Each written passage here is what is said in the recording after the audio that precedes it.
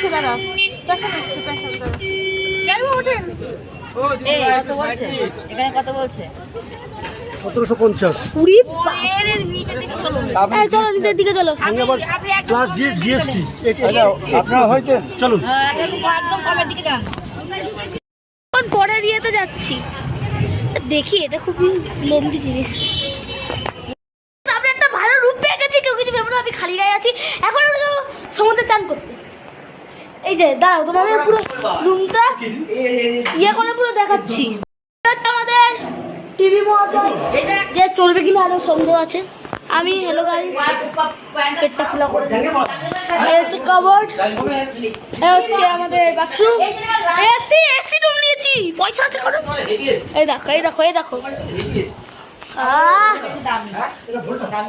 তোমাদেরটা কি? এখন দেখা হবে শুধু ইয়েতে আর সমুদ্র তীরে। চলো এখানে এখন ব্লগ শুট হবে। আমরা দীঘায় চান পান করেছি, করে এখন এই বসে আছি ওল্ড দীঘায়, আর এখানেই চান করেছি।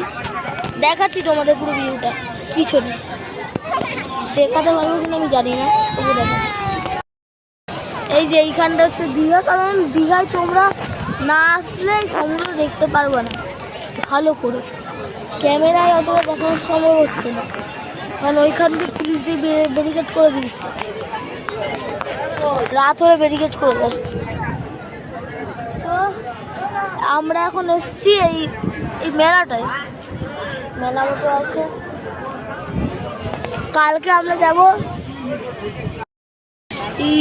লিঙ্গরাজ মন্দির, লিঙ্গরাজ আর কি বাবা, চন্দনেশ্বর আর ভূষণেশ্বর আর লালসারি, তালসারি,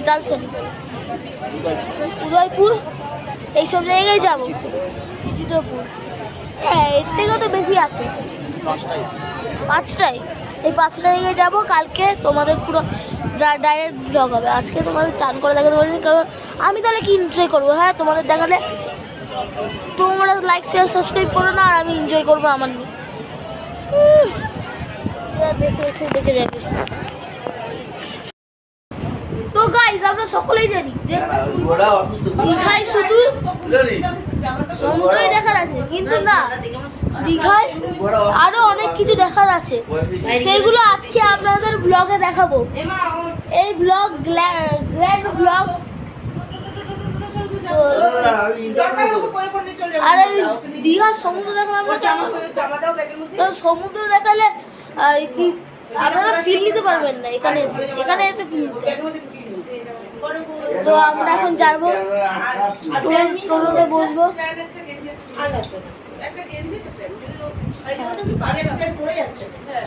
সঙ্গে সাথে এখন আবার যাব। তো গাইস আমরা এই যে টোটোটা ঘুরিয়ে দেখাচ্ছি। টোটো এটা বুনু কাটছে, এটা করে ফার্স্ট স্টপে যাবে আমাদের, ফার্স্ট স্টপে যাবো আমরা।